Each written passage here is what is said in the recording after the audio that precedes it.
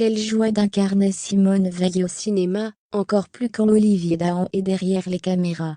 Malheureusement, l'aventure ne fut pas toujours joyeuse pour Elsa Zilberstein, qui a perdu sa maman en plein milieu du tournage. Il faudra se montrer encore un peu patient, pour découvrir le film Simone, le voyage du siècle d'Olivier Dahan.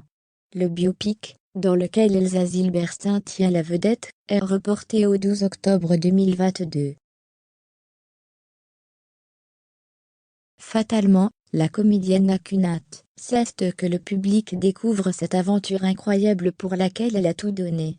Le rôle de Simone Veil, elle l'a préparé pendant plus d'un an. 12 mois durant lesquels l'actrice a vécu des choses terribles. J'ai perdu ma mère lors de ce tournage. Incarner Simone Veil au cinéma. Un rêve éveillé pour Elsa Zilberstein, qui avait rencontré la magistrate, il y a 10 ans, alors qu'elle lui remettait un prix au nom de l'Université hébraïque de Jérusalem.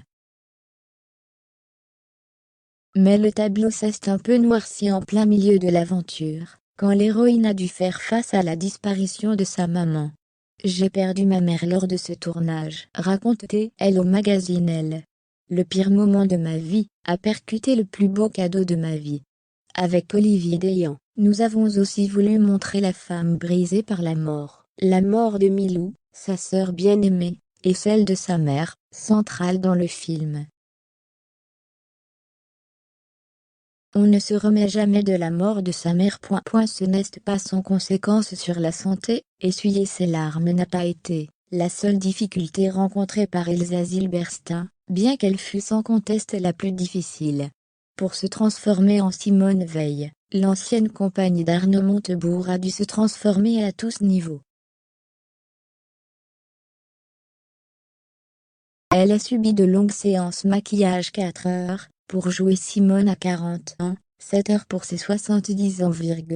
A métamorphosé sa voix à l'aide du centre Tomati, spécialiste de l'apprentissage des langues, et a dû se transformer physiquement. Je voulais disparaître et devenir Simone, rappelle-t-elle. J'avais déjà un peu les pommettes et les yeux, mais il a fallu que je prenne 8 kilos. J'ai dû voir plusieurs nutritionnistes avant que l'une accepte, car ce n'est pas sans conséquence sur la santé. J'allais me peser tous les 2 jours. J'ai pris du ventre, des cuisses, tout le monde pensait que j'étais enceinte.